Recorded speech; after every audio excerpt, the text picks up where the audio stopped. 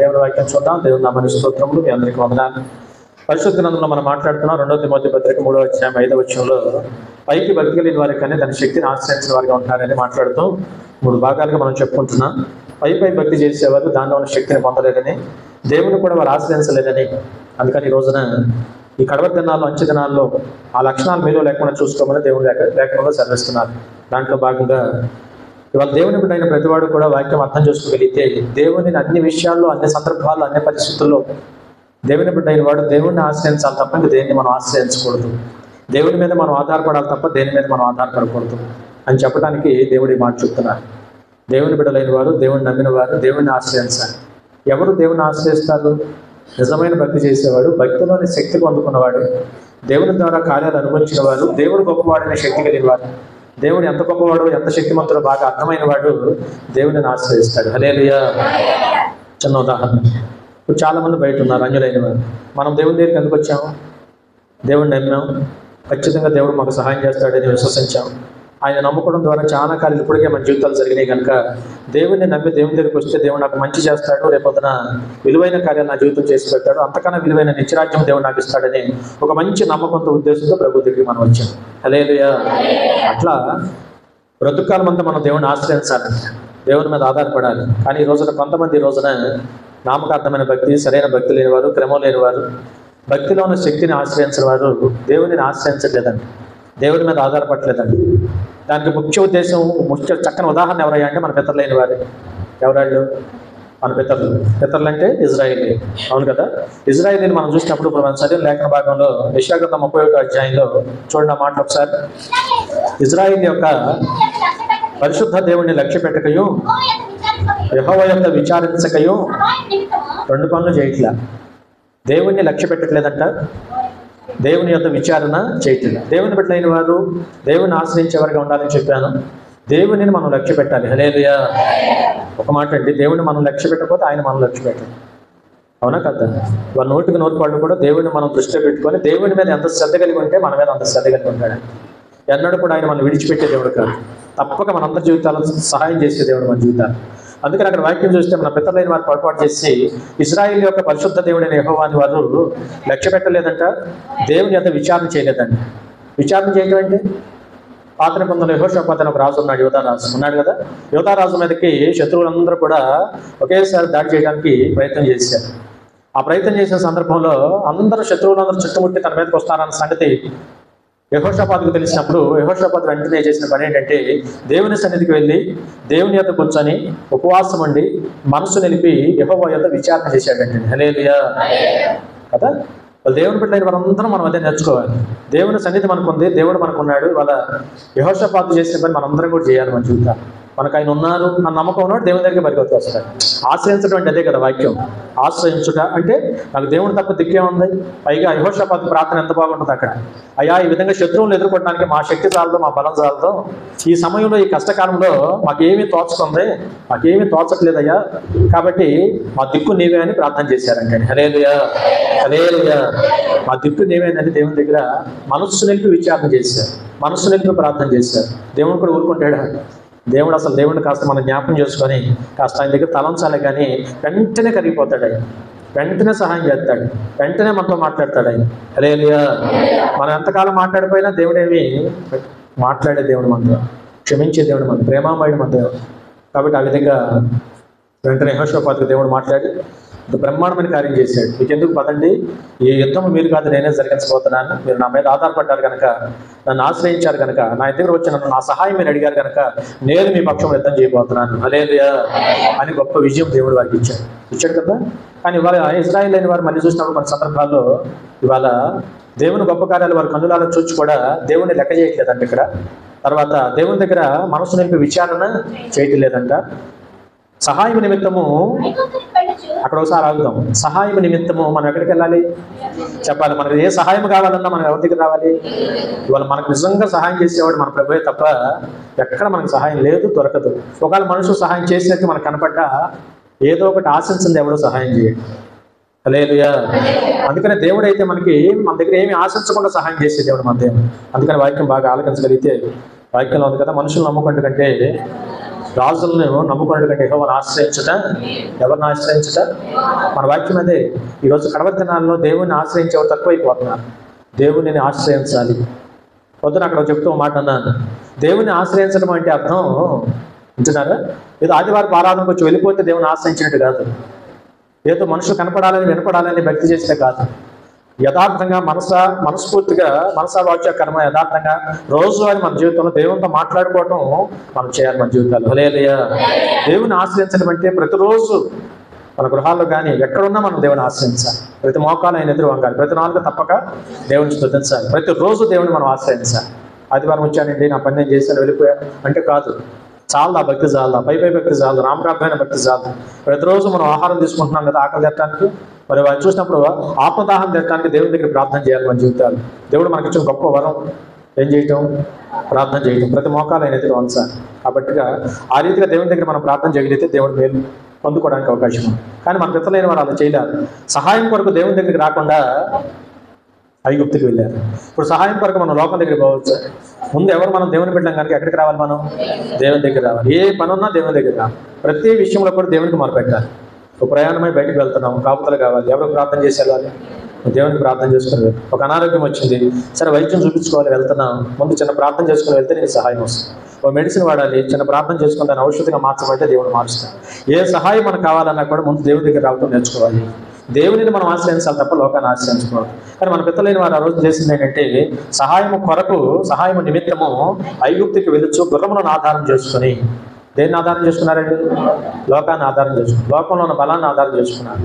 లోకంలో ఉన్న గుర్రాలను ఆధారం చేసుకున్నారు. అక్కడే వాక్యం ఉంది కదా, విస్తారములనియు రౌతులు బలాఢ్యులనియు వారిని ఆశ్రయించే వారికి ఏంటంటే శ్రమ కలుగుతుంది. అంటే అటువంటి వారిని ఆశ్రయించే వారికి ఏం కలుగుద్ది? శ్రమ కలుగుద్దని బైబిల్ సెలవిస్తాం. అందుకని ఎవరిని మనం ఆశ్రయించాలి? దేవునిని ఆశ్రయించాలి తప్ప అటువంటి వాటిని మనం పొరపాట్లు కూడా ఆశ్రయించుకోవచ్చు. సరే, మన పితల దగ్గరికి వెళ్దాం. దేవుడు ఎన్నో కార్యాలు వారి జీవితంలో దేవుడు చేశారు. లేఖనాలు మనం చూసాం కదా, ఎర్ర సముద్రం దగ్గరికి వచ్చి వారు ఆగిపోతే ఎవరు కాపాడారు? ఎవరు దిక్కారు వారికి? దేవుడే దిక్కాడు. శుభ్రంగా మోషే ప్రార్థన చేస్తే అద్భుతంగా ఎర్ర సముద్రాన్ని తెచ్చి 6 నెలల దేవుడు వారిని నడిపించాడు. వెనకాల శత్రువులు వస్తున్నారు. ఉందా గొప్పతనం? శత్రువులను దేవుడు నడు సముద్రాన్ని తీసుకొచ్చి ముంచి వేశాడు. దేవుడు లేఖనాలు చూసి. హల్లెలూయా.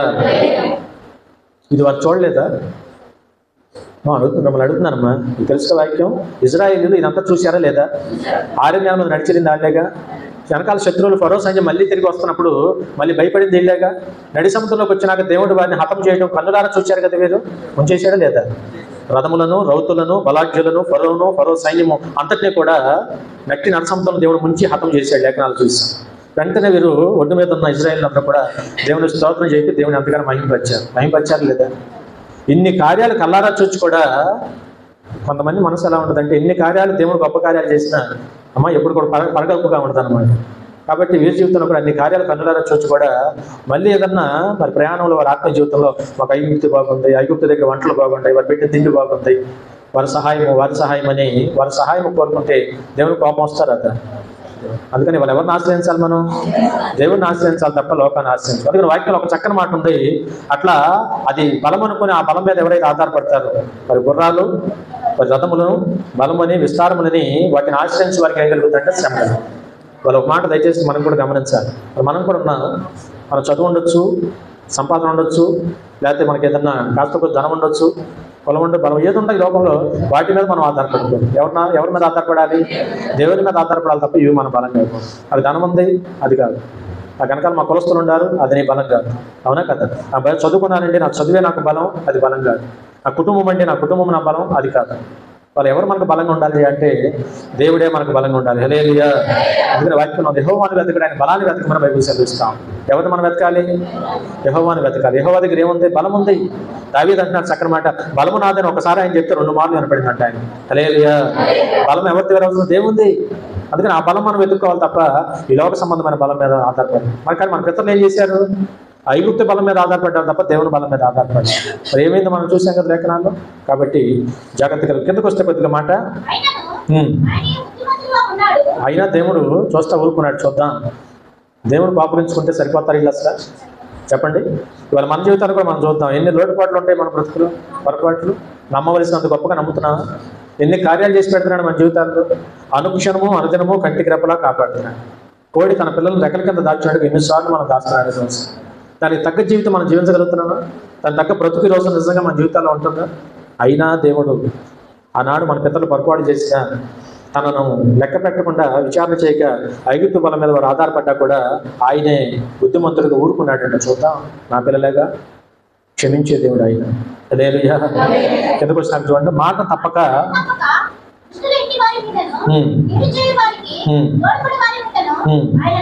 అందుకని ఎప్పుడు తన బిడ్డను పక్కన కంటికి రెప్పలా కాపాడుతూనే ఉంటాడు దేవుడు మన పక్షాన్ని. మన మీదకు లేస్తున్న దుష్టులను అనకొడతా ఉంటాడు దేవుడు చాలాసార్లు. కిందకు వస్తే ఒక మాట, ఐగుప్తీయులు మనుషులే కానీ దేవుళ్ళు కాదు, ఐగుప్తీయుల గుర్రములు మాంసమయములే కానీ ఆత్మలు కావు.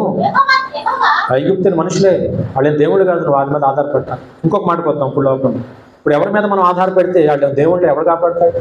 ఎవరిని కాపాడలేదండి కోసం అందరిని కాపాడగలిగినవాడు మన ప్రభు అయినా. హల్లెలూయా. ఇంకా సమస్త భారము మొయ్యగలుగుతున్నవాడు ఆయన.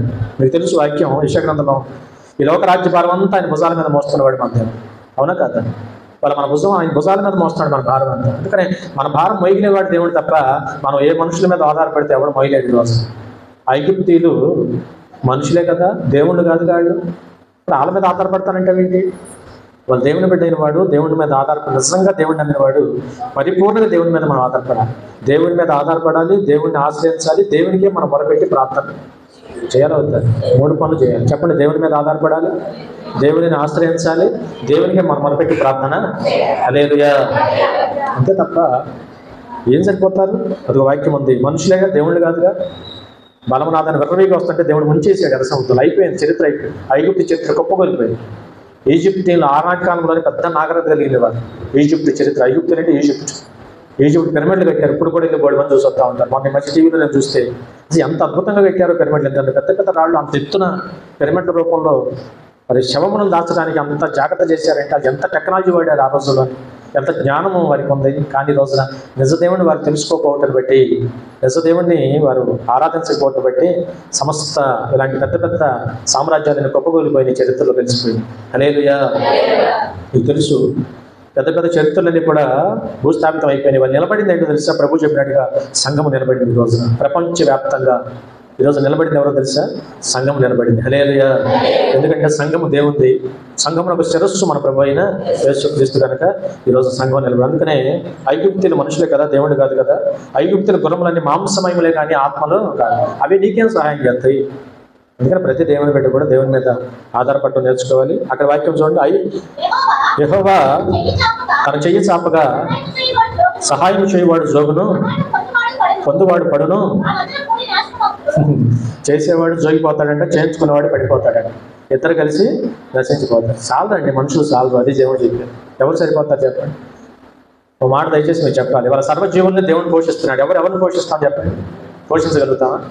చుట్టాలు 4 రోజులు వస్తేనే నువ్వు పోషించగలవు. అవుతావా?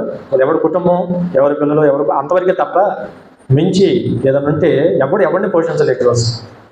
కానీ ఈ రోజున సమస్తమును పోషించగలిగిన వాడు మన ప్రభు అయిన యేసుక్రీస్తు. సృష్టికర్త అయిన సృష్టిని సృష్టించి వదిలిపెట్టడమే కాదు, వాళ్ళు దాన్ని నిర్వహిస్తున్నాడు ఆయన. అమ్మా చక్కగా నడిపిస్తున్నాడు ఆయన రోజు వరకు కూడా. హల్లెలూయా. అందుకని దేవుడు గొప్పవాడు. లేఖనాలు మీకు తెలుసు కదా. అందుకని సమస్త జీవుల కన్నులు ఎవరి వైపు చూస్తున్నాయి? అది తెలుసు, ఎవరు దేవుడు ఎవరు వాడికి తెలుసు. అవేమి మనుషుల మీద ఆధారపడ్డారు. అందుకనే మరి పాట ఉంది కదా, చక్కని మాట పాట ఉంది కదా, విత్తవు కోయవు కొట్లలో కూర్చుకోను అండి. విత్తవు కోయవు కొట్లలో కూర్చుకోను. శుభ్రంగా పొద్దున్నే లెక్కలు ఇచ్చాడు, తెల్లారుజామున పొద్దున్నే లేచి గుంపులుగా కలిసి కట్టుకు వెళ్ళిపోయి ఆహారాన్ని కష్టపడి తిరిగి సంపాదించుకుంటాం. హల్లెలూయా. అవి కష్టపడి గూళ్ళు ఇల్లు పెట్టి పొద్దున్నే గూళ్ళు విడిచిపెట్టి తెల్లవారుజాము నేను 5ంటికి వస్తా షెట్లు వెళ్ళడానికి, పెద్దనే ప్రార్థన చేసుకొని అలా బయటకు వస్తాం. చూడగానే పొద్దున్న గుంపులుగా నేను బ్రష్ చేసుకుంటూ చూస్తూ ఉంటాను. చీకట్లోనే గుంపులుగా వెళ్ళిపోతా ఉంటాయి కలిసి కట్టుగా. హల్లెలూయా. కలిసి కట్టుగా వెళ్ళిపోయాయి. ఎవరికి ఆహారం దశ పంచుకుంటే ఆహారం అవి కలిసి కట్టుగా వెళ్తున్నాయి కనుక దేవుడు ఎక్కడో చోట వాడికి ఆహారం పెడతాను అంటాడు. ఆహారం సిద్ధపరుస్తాడు ఆయన. సర్వజీవుల కన్నులు ఆయన తట్టు చూచుతుండగా ఆయన తగిన కాలమందు వాటికి ఆహారము దయచేస్తున్న గొప్ప దేవుడు. హల్లెలూయా. నేను ఎందుకు ఈ మాటలు చెప్తున్నానంటే, మన దేవుడు అంత గొప్పవాడు, అది తెలుసుకోవాలి. మొదట అది తెలుసుకుని ఆయన మీద మనం ఆధారపడాలి, డిపెండ్ అవ్వాలి తప్ప లోకం మీద, మనుషుల మీద, వ్యక్తుల మీద ఎవరి మీద ఆధారపడినా మనుషులు చాలు. అందుకని వాక్యంలో చాటం చక్కని మాట, వారి మీద ఆనుకుంటే పడిపోయే గోడల మీద ఒరిగిపోయే కంచెల మీద నువ్వు ఆనుకున్నట్టుగా మనుషుల మీద ఆనుకుంటే ఎవరిని మోయలేరు. సమస్త భూభారం మోసేవాడు మన దేవుడు, ఆయనే మన ప్రభు అయిన యేసుక్రీస్తు. హల్లెలూయా. మరొక మాట కీర్తన 20వ అధ్యాయం 7వ వచనం, త్వరగా తీయాలి. కొందరు రథమును బట్టి కొందరు గుర్రమును బట్టి అతిశయపడతారు, కానీ మనమైతే మన దేవుడిని యెహోవా నామమును బట్టి.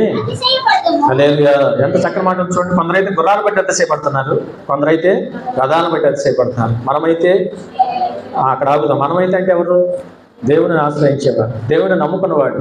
దేవుడే నాకు దిక్కండి, నేను కనపడుతున్న పరిస్థితులు నేను నమ్మట్లా, నా దేవుని చిత్తం లేకపోతే, నా దేవుని కృప లేకపోతే ఏది సాధ్యం కాదు. కాబట్టి నా దేవుని మీద నేను ఆధారపడుతున్నాను నమ్మేవాడైతే మనమైతే యెహోవాను బట్టి అతిశయించాలి. హల్లెలూయా. యెహోవా నామమును బట్టి మనం అతిశయపడాలి. కొందరైతే రథాన్ని బట్టి, గుర్రాన్ని బట్టి, ఇప్పుడు కూడా లోకంలో ధనాన్ని బట్టి, కులాన్ని బట్టి, ఏమో వేటిని బట్టి మరి మనుషులు అతిశయపడుతున్నారు. కొంతమంది నాకు బాగా డబ్బు ఉంది, ఉంటే ఏం చేద్దాం? ఆపత్కాలం నీ డబ్బు నీకు అక్కడికి రాదని బైబిల్ చదివిస్తాం. ధనాన్ని నమ్ముకున్నవాడు పడిపోతాడని బైబిల్ చదివిస్తాం. దేవుడు నమ్ముకున్నవాడు ధన్యుడని బైబిల్ చదివిస్తాం. అందుకని ఎవరు నమ్ముకోవాలి మనం? ఎవరిని ఆశ్రయించాలి మనం? అదిగో వాక్యం స్పష్టంగా సహోదరా, భక్తుడైన దావీదు అంటాడు, మనమైతే యెహోవా నామమును బట్టి అతిశయపడదాం. చదువు, అక్కడ చక్కని మాటలు ఉన్నాయి. ఇంకా వారు కృంగి నేల మీద పడిపోయి ఉన్నారు, మనమైతే లేచి చక్కగా నిలబడి ఉన్నాం. హల్లెలూయా. ఎవరు మనం? ఎవరు కృంగిపోయింది? ఎవరు నిలబెట్టింది? ఎవరు? లోకాన్ని బట్టి, లోకం మీద ఆధారపడిన వారు, తమను నమ్ముకున్న వారు, ధనాన్ని నమ్ముకున్న వారు కృంగి లేవలేకపోతారంట. మనం ఆయన మీద ఆధారపడ్డాం కనుక చక్కగా లేపి నిలబెడుతున్నాడు ఆయన. హల్లెలూయా. హల్లెలూయా. మన ధనము, మనం లోక సంబంధమైన ఏదో కాదు, మనం నిలబెడుతుంది మన ప్రభు అయిన యేసుక్రీస్తున్నారు. అందుకని ప్రతిరోజు దేవునికి మనం కృతజ్ఞత చెల్లించాలి. ప్రతిరోజు దేవుని దగ్గర మనం ప్రార్థన చేసేవారు ఉంటాం. దేవుడినే మనం ఆశ్రయించాలి తప్ప ఇంకెవరిని మనం ఆధారం చేసుకోవడానికి వీలేదంటే. కిందకు వస్తే అక్కడ మాట ఉంది, యెహోవా రక్షించుము. మేము మొరపెట్టినప్పుడు రాజు మాకేమి ఇవ్వాలా? ఉత్తరం ఇచ్చును కాక. హల్లెలూయా. దేవుడు తప్పనిసరిగా ఇస్తాడు. నేను అదే అంటాను, మన పని మనం చేద్దాం, ఆయన పని ఆయన చేస్తాం. ఏంటి మన పని? ఏంటి అక్కడ? మొరపెట్టడం, ఆశ్రయించడం మన పని. ఆధారపడటం, ఆశ్రయించడం, మొరపెట్టడం, ప్రార్థన చేయటం నీ పని, అవునా కదా? ఆయన వచ్చి రక్షించడం ఆయన పని. హల్లెలూయా. ప్రార్థన చేస్తే ఎవరి ప్రార్థన దేవుడు తోసివేశాడు ఏనాడు? మనం మమ్మీ ప్రార్థన చేయాలి కానీ, మొరపెట్టాలి కానీ, మొరపెట్టే ప్రతి వారికి ఆయన సహాయం చేయలేదు, అవునా కదా? ఏకకాలంలో అందరికీ సహాయం చేయలేని గొప్ప దేవుడు. హల్లెలూయా. అందుకని అటువంటి గొప్ప దేవుడు మనం ఆశ్రయించాలని వాక్యం సెలవిస్తాం. అందుకని మనం ఏం చేద్దాం? బ్రతుకాలం అంతా దేవునికి మొరపెట్టేవారిగా ఉందాం. 34వ అధ్యాయం 8వ వచనం కీర్తన 34వ అధ్యాయం 8వ వచనం. యెహోవా ఉత్తముడని చెప్పండి. ఏమని తెలుసుకోవాలి? దేవుని మీద మనం ఆధారపడాలన్నా, దేవుని మనం ఆశ్రయించాలన్నా, దేవుని నమ్ముకోవాలన్నా, ఆ దేవునికి మనస్ఫూర్తిగా మనం ప్రార్థన చేయాలన్నా ముందు ఏం తెలుసుకోవాలి చెప్పండి? ఉత్తముడని తెలుసుకోవాలి. దేవుడు ఎంత గొప్పవాడో తెలిస్తే అప్పుడు దేవుని దగ్గర పరిగెత్తుకొస్తాం. రానోళ్ళంతా ఎందుకు రావట్లా? దేవుని గొప్పతనం తెలుసుకోవాలి. మనం ఏం చేద్దాం? దేవుని మహాప్రభు, ఆయన ప్రణాళిక, లేదా మన ముందుటి వారి ప్రార్థన, మన తల్లిదండ్రుల యొక్క ప్రార్థన ఫలము, వాళ్ళ గొప్ప దేవుడు తెలుసుకొని సత్యంలో మనం ఉన్నాం ఈ రోజున. హల్లెలూయా. చాలా గొప్ప ఏర్పాట్లో ఉన్నాను అంటాను. మీరేమంటారు? చాలా మంచి ఏర్పాట్లో ఉన్నాం ఈ రోజు, గొప్ప దేవుడు కలిగి ఉన్నాం ఈ రోజు మనం. కాబట్టి ఈ రోజున వాక్యమైన మన బ్రతుకులో వాళ్ళ దేవుని పని ఎన్నా చెప్పినట్టుగా ఆ పనులన్నీ ఎందుకు చాలా మంది చేయలేరయ్యా అంటే, అసలు ఆయన ఉత్తమమైన రుచి చూసి తెలుసుకోవాలా. ఒకసారి కొన్ని విషయాల్లో ఏదైనా రుచి మనకు దొరికితే వదిలిపెడతామని చెప్పండి? వదిలిపెడతాం. లోకంలో రకరకాల రెస్టారెంట్స్, టిఫిన్స్ అయ్యేవాళ్ళు, ఏదైనా ఒకసారి బాగుందని మనకు తెలిసిందనుకో, మాటికి వెళ్తాం, ఆగుతాం. మనం ఆగటం కాకుండా అక్కడ బాగుంది, అక్కడ బాగుంది, అక్కడ బాగుంది, అక్కడ బాగుంది, అక్కడ బాగుంటుందని అది చెబుతున్నావు, కానీ ఇది బాగుంటుంది, ఈయన బాగుంటాడే అనుకుని చెప్పారు. అదే చెప్పాలి వద్ద మరి మనం? యెహోవా ఉత్తముడని నువ్వు రుచి చూసి, దేవుడు గొప్పవాడు, ఉత్తముడు, ఆయన సహాయం చేసే దేవుడు. అందుకని అది తెలుసుకున్నప్పుడేనండి మనం ఆయన ఆశ్రయించగలుగుతాం. అక్కడ వాక్యం చదవండి ఉందా? ఆయనను ఆశ్రయించు నరుడు ధన్యుడు. హల్లెలూయా. చెప్పండి ఈ మాట అందరూ నాతో చెప్పండి. ఆయనను ఆశ్రయించు నరుడు ధన్యుడు. మన వాక్యం అదే. కోసం పైకి భక్తి కలిగిన వారు ఉండి దాని శక్తిని ఆశ్రయించట్లే చాలా మంది. ఆశ్రయిస్తే తెలుస్తుంది నీకేంటి. సో దేవుడుగా ఆరాధించి, దేవుడుగా ఆయన మీద ఆధారపడగలిగి, ఆయన దగ్గర కొంచెం మనస్ఫూర్తిగా విచారణ చేయి. దేవుడు ఏ కార్యం జరిగిందో చూద్దాం. ఏ పనైనా మనకు చేసి పెడతాడు, తప్పక సహాయం చేస్తాడు మన జీవితం. హల్లెలూయా. అందుకని ఈ రోజున యెహోవాను ఆశ్రయించిన నరుడు ఎవరు ఆశ్రయిస్తాడు? ఉత్తముడైన రుచి చూసి తెలుసుకున్నవాడు ఆశ్రయిస్తాడు. ఉత్తముడని గొప్ప దేవుడని తెలుసుకుని ఆశ్రయిస్తాను. కిందకు వస్తే ఆశ్రయిస్తే ఏం జరుగుద్ది? యెహోవా భక్తులారా ఆయన యందు భయభక్తులు ఉంచండి, భయభక్తులు ఉంచువానికి హల్లెలూయా చెప్పాలి. ఉత్తముడని రుచి చూసి తెలుసుకోవాలి, దేవుని ఆశ్రయించాలి. ఆశ్రయించిన వారు చేయాల్సిన మరో పని ఏంటంటే దేవుని మీద భయభక్తులు ఉంచాలంటే. ఏముంచాలి చెప్పండి? ఎందుకని ఈ మాటలన్నీ మళ్ళీ మళ్ళీ నేర్పుతారంటే కడవతనాలు తగ్గిపోతున్నాయి. వెళ్ళి కూడా దేవుని గొప్పగా తెలుసుకోవట్లేదు, లేకపోతే దేవుని గట్టిగా ఆశ్రయించి ఆధారపట్టలా, దేవుని మీద సరైన ఉంచవలసినంత గొప్ప భయభక్తులు ఆయన మీద ఉంచలేకపోతున్నారు చాలా మంది. అందుకని కాలంలో లేఖనాలు సెలవిచ్చినట్టుగా పై భక్తి చేస్తాను, నామకార్థమైన భక్తి చేస్తాను, నిజమైన యథార్థమైన భక్తి చాలా మంది చేయలేకపోతున్నాం. ఎప్పుడైతే ఆ సరైన భక్తి మనం చేయట్లేదు, దాంట్లో ఉన్న శక్తి మనం పొందుకోలేకపోతున్నాం. అది దేవుడు చెబుతుంది. భక్తిలో ఏం దాగి ఉంది చెప్పాలి? భక్తిలో ఏం దాగి ఉంది? ఆ శక్తిని పొందుకోవాలని దేవుడు ఆశ కలిగి ఉన్నాడు. గతంలో కూడా పోయిన వారం నేను మీతో చెప్పాను, మన శిష్యులు 300 సంవత్సరాల ప్రభుత్వం ఉన్నంతకాలం కూడా భక్తి పనులుగా కనపడ్డారు, కానీ నిజమైన భక్తి చేయలేవారు. చేస్తే భక్తిలో ఉన్న శక్తి వారు పొందుకొని ఉండేవారు. భక్తిలో శక్తి పొందుకోలేదు కనుకనే వారు చాలా సందర్భాలు ఏ కార్యం చేయలేకపోయారు. ఏ కార్యం వారు? అదే శిష్యులు మేడగదిలో యేసు ప్రభు మరణించి తిరిగి లేచిన తర్వాత మేడగదిలో ప్రార్థన శక్తి పొందుకున్న తర్వాత ప్రభు చెప్పినట్టుగా ప్రార్థన చేసి దేవుని ఆశ్రయించి ఆయన భౌతికంగా వారి మధ్య లేకపోయినా కూడా ఆయన మాటను గౌరవించి ఉపవాసం ఉండి ఆ రాత్రి కాలంలో మేడగదిలో ప్రార్థన చేస్తే ఆత్మశక్తి పొందుకున్న తర్వాత అద్భుతంగా వాడబడ్డారు వారు. హల్లెలూయా శక్తిమంతులయ్యారు వారు. చెప్పండి ఏమయ్యారు? భక్తిలో శక్తి ఉంది. ప్రార్థన చేసి శక్తి పొందుకో. ప్రార్థన చేస్తే ఏమొస్తుంది? శక్తి వస్తుంది. ఆ శక్తి పొందుకున్న తర్వాత అదే శిష్యులు ఎంత బలంగా వాడబడ్డారు గతంలో మీతో చెప్పాను. వాడబడ్డారు లేదా? అద్భుతమైన కార్యాలు చేశారు. అనేక మందిని స్వస్థపరిచారు. వాళ్ళు అనేక సందర్భాల్లో నిర్భయంగా ధైర్యంగా బోధ చేయగలిగారు. అందుకని ఈ భక్తి నీళ్ళు ఏం పుట్టించుద్ది? అది పొందాలి మన అందరి జీవితాలు. కాబట్టి దేవుణ్ణి ఉత్తముడని చూసి తెలుసుకోవాలి, దేవుణ్ణి ఆశ్రయించే వారికి ఉండాలి. దేవుని ఎంత భయభక్తులు కలిగి మనం ఉన్నప్పుడు దేవుడు అంటున్నారు, మీ పని మీరు చేస్తే ఏ మేలు మీకు కొద్దువై ఉండదంటే. హల్లెలూయా హల్లెలూయా. అక్కడే మాట, సింహ పిల్లలైనను లేమి గలవై ఆకలి కొననేమో కానీ యెహోవాను ఆశ్రయించిన వారికి ఏ మేలు కొద్దువై ఉండదంటే. హల్లెలూయా. అందుకు ఆశ్రయించమంటున్నాడు. దేవుణ్ణి ఎందుకు దేవుడు ఎంతగా బ్రతలాడుతున్నాడు? నమ్మండి, తెలుసుకోండి, విశ్వసించండి. నశించిన దాన్ని వెతికి రక్షించడానికి ఎందుకు మనుషులు మన ప్రభువుని యేసుక్రీస్తారు ఇంత తాపత్రయం కలిగి ఉండడం మనం అర్థం చేసుకుంటే మనకు మేలు చేయాలని, మనకు మేలు జరగాలని మనకన్నా 100 రెట్లు ఆలోచిస్తున్నాడు ఆయన. హల్లెలూయా.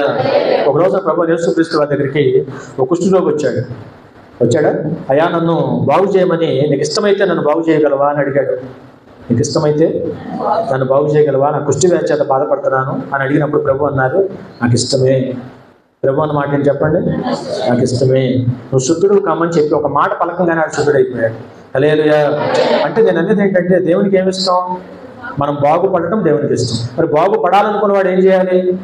వాడిలాగా వచ్చి దేవుని దగ్గరికి వచ్చి దేవునికి ప్రాధాన్యపడి సహాయం కొరకు దేవుడిని మనం అడగలిగితే తప్పక దేవుడు సహాయం చేస్తాడు. హల్లెలూయా. అసలు ఎందుకంటే మాట మాత్రం సెలవిస్తే బాగుపడిపోతాం. వాక్కులు పంపి బాగు చేశాడు బైబిల్ సెలవిస్తాం. తన మాటలు పంపి ఏం చేశాడు? శతాధిపతి అన్నాడు కదా, అయ్యా నువ్వు రావాల్సిన పని ఉందయ్యా, నువ్వు రావడానికి నేను నా ఇల్లు అంత యోగ్యమైంది కాదు, నువ్వు మాట మాత్రం సెలవిస్తే అక్కడ నా దాసుడు బ్రతుకుతాడు. హల్లెలూయా. అంత చక్కగా మాట చెప్పినట్టు చూస్తాం. అందుకే రోజున మాట మాత్రం సెలవిస్తే అద్భుతాలు జరుగుతాయి రోజున. అందుకనే దేవునికి ఇష్టం అండి, మనం బాగుంటాం దేవునికి ఇష్టం, మనం బాగుపడటం దేవునికి ఇష్టం. మన అనేక రీతికి ఈ లోకంలో వర్ధిల్లి ఇదిగో దేవుని బిడ్డలు అని దేవుడు లోకాన్ని చూపించాలని ఆయనంతా తప్పలు కలుగుంటాడు. మనల్ని గొప్పగా ప్రొజెక్ట్ చేయాలి లోకాన్ని. హల్లెలూయా. అది మనం కూడా అర్థం చేసుకొని దేవుని చిత్తానికి లోబడే వారిగా ఉందాం.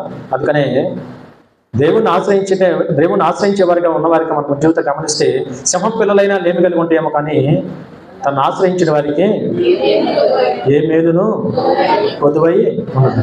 ఏ మేలు కొదువై ఎవరికి ఉండదంటే ఆశ్రయించిన వారికి, దేవుని ఆశ్రయించిన వారికి. అందుకనే కడవ దినాలు బాగా గుర్తుపెట్టుకోండి, నేర్చుకోండి. మనం జాగ్రత్తగా మన పని కొనసాగించి, లేకపోతే మన పిల్లలు మనం చూస్తున్నారు కనుక వారికి కూడా ఇదే నేర్పాలి. దేవుని మీద డిపెండ్ అవ్వడం, ఆధారపడటం, ప్రార్థన చేసుకోవటం, నమ్మటం. దేవుడు బంగారమైన భవిష్యత్తు ఎత్తాడు మన జీవితాలు. హల్లెలూయా. ఆ ప్రకారం ముందుకెళ్దాం. కిందకు వస్తే అందుకని వాళ్ళు ఎవరి మాట వినాలి? మనందరం కూడా మన పిల్లలం, దేవుని బిడ్డలం. బ్రతుకాలం అంతా మనకి ఎన్ని విషయాలు మేలు చేస్తే దేవుడిని మనం ఆశ్రయించాలి, దేవుని మీద ఆధారపడాలి. దేవుని మాట వచ్చి మనం వినాలి వద్దా? ఆమోసు గ్రంథం 5వ అధ్యాయం 4వ వచనం. ఆమోసు గ్రంథం 5వ అధ్యాయం 4వ వచనం. ఇశ్రాయేలీయులతో యెహోవా సెలవిచ్చిన మాట ఏమనగా అది లెక్క. దేవుడు అంటున్నాడు, ఎవరిని ఆశ్రయించాలి మీరు? అందరు చెప్పండి, నన్ను మీరు ఆశ్రయించండి. హల్లెలూయా. దేవుడు స్పష్టంగా చెప్తున్నాడు. మరో చాట వాక్యం ఉంది కదా, ప్రయాసపడి భారపోసుకున్న సమస్త జనులారా నా యొద్దకు రండి, నేను మీకు నా దగ్గర రండి అంటున్నాడు ఆయన. మరి ఆ మాట కూడా మానవులు వినకపోతే, మానవులు ఆ మాట అర్థం చేసుకోకపోతే, లోపడకపోతే దేవుడు ఏం చేస్తాడు? ఈ లోపల 70-80 ఏళ్ళు, అధిక బలం అయితే 80 ఏళ్ళు, అంతేనా? మరి ఖచ్చితంగా ఈ రోజు తర్వాత జీవితం గురించి, తర్వాత మరణానంతరం మన భవిష్యత్తు గురించి పరిశుద్ధ గ్రంథము బైబిల్ ఇచ్చినంత స్పష్టత నేను అంటాను ఏ గ్రంథం ఇవ్వలే ఈ లోకంలో. మత గ్రంథాలు బోల్డ్ ఉండే ఈ లోకంలో పరిశుద్ధ గ్రంథం ఇచ్చినంత స్పష్టత ఇంకే గ్రంథం ఇవ్వలేదు. ఏంటయ్యా పరిశుద్ధ గ్రంథం ఇచ్చిన స్పష్టత అంటే, మరణం తర్వాత జీవితంలో స్పష్టంగా ప్రభు చెప్పాడు, రహస్యం అంతా మన ముందే పెట్టాడు. హల్లెలూయా. ఇంకా ఇప్పుడు కూడా మానవుడు వినకపోతే, వచ్చి ఆయన మాట వినిపించుకోకపోతే, నన్ను ఆశ్రయించండి అని ప్రభు ఆహ్వానాన్ని మనం గమనించకపోతే, రెండే ఆయన పిలిచిన పిలుపుకు లోబడకపోతే ఇంకా మన ఆశీర్వాదం ఎక్కడి నుంచి వస్తుంది? యెషయా గ్రంథంలో అంటాడు చక్కని మాట, భూదిగంత నివాసులారా నా వైపు చూడండి, రక్షణ పొందండి అన్నాడు దేవుడు. హల్లెలూయా. ఎవరి వైపు చూడాలంటే మనం ఆయన వైపు చూస్తే ఏం కలుగుతుంది? రక్షణ వస్తుంది అంటే. అందుకనే లోక సంఘం మనకు అనవసరం. వాళ్ళ దేవుడు మహాకృప చేత దేవుడు మనకు అవకాశం ఇచ్చాడు కనుక బ్రతుకాలం అంతా మనం ఎవరి మీద ఆధారపడాలి? దేవుడి వైపే మనం చూడాలి. గొప్ప ఆశీర్వాదం మన కోసం దాగి ఉంది. దయచేసి అర్థం చేసుకుందాం.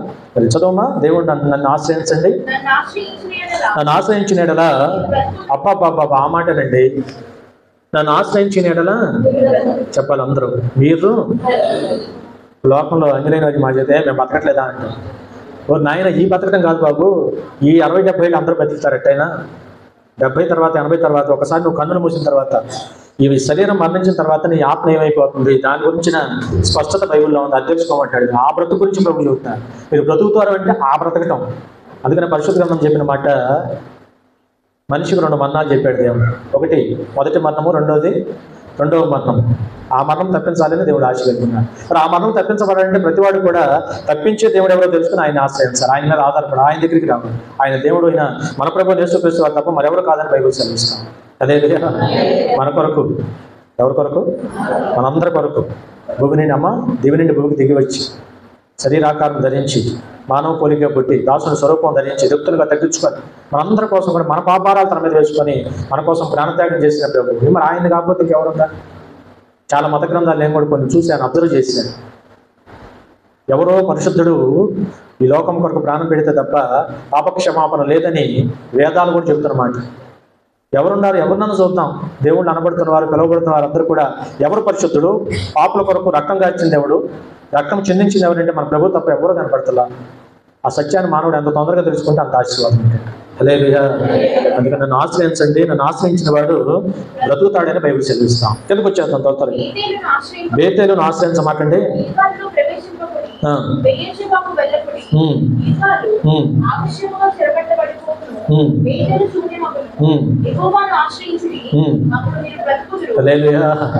ఇటువంటి ఉరుకులు పరుగులు పెట్టమాకండి. ఎవరిని ఆశ్రయించాలి మనం? నన్నే ఆశ్రయించండి, యెహోవాను ఆశ్రయించండి, మీరు బ్రతుకుతారు, మీకు మేలు కలుగుద్ది. సింహ పిల్లలైన ఆకలి కొంటే ఏమో, నన్ను ఆశ్రయించిన వారికి ఏ మేలు కూడా కుదరవి ఉండదని దేవుడు సెలవిస్తున్నాడు. సింహ పిల్లలు నిజంగా అసలు ఆకలిస్తా తల్లి ఊరుకుంటుందా? సింహము అడవికి రారాజు, తన పిల్లలకి ఆకలి అవనిచ్చుద్దా అంటా నేను. తల్లులేని వారమ్మా, మీరందరూ కూడా మీ పిల్లలకి ఆకలి అయితే ఉంచుతారా? అడిగి మరి ఆకలి అవుద్దేమరా? అవుద్దేమో, అవునా?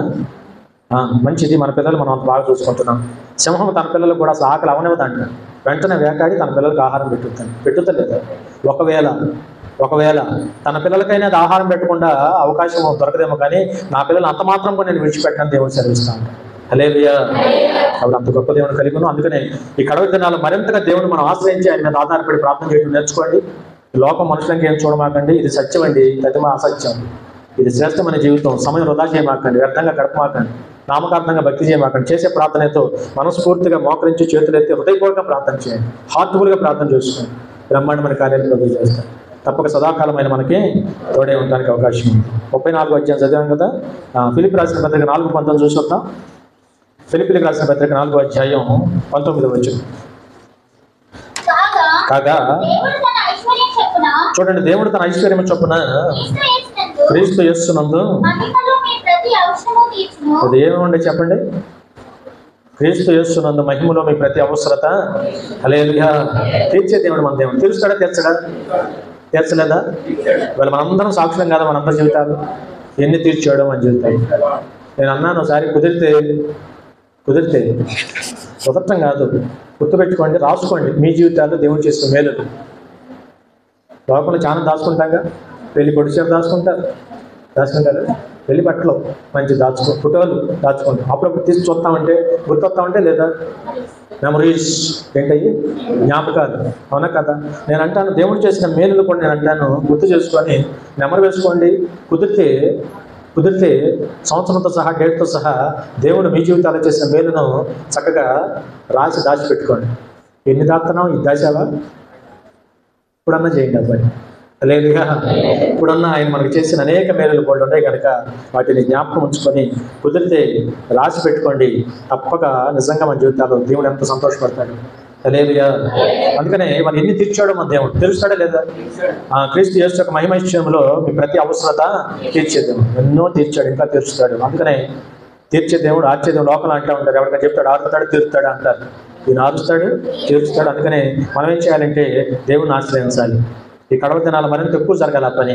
అమరవాడు ఎలా నమ్మటల్లా నమ్మే మనము ఆయన దగ్గరికి వచ్చే మనము మరింత శ్రద్ధ కలిగి, మరింత ఆసక్తి కలిగి, మరింత ఇష్టం కలిగి దేవుని మీద ఆధారపడి ప్రార్థన చేద్దాం. ఆయన నమ్ముకొని ముందుకెళ్దాం. సదాకాలం మన ప్రభు అన్నారు ఒక మాట, నేను ఏ సంగతులు అయితే మీకు ఆజ్ఞాపించుతునో, ఆయన ఆజ్ఞాపించిన సంగతులు ఏ సంగతులు అయితే మీకు ఆజ్ఞాపించుతునో వాటన్నిటిని మీరు గైకొనుటూ ఇతరులకు మీరు బోధించిన ఎడల, గైకొనుచు ఇతరులకు మీరు బోధించిన ఎడల సదాకాలం నేను మీకు తోడే ఉంటాను. హల్లెలూయా. మన ప్రభు మనకు సదాకాలం తోడే ఉంటాడు. వాడు మన బ్రతుకాలం అంతా చక్కగా ఆయన తప్ప మనకు దిక్కేవాడు ఉంటాడు. చెప్పండి, ఎట్టకో చుట్టాలకు, బంధువులకి, స్నేహితులకి సరైన ఆ దేవుడు అంటున్నప్పుడు మీ దేవుని దగ్గరికి. అందుకని అట్టగా వాళ్ళు అనేదాకా ఎందుకు, ముందే వచ్చి ఎత్తిపోయాయి.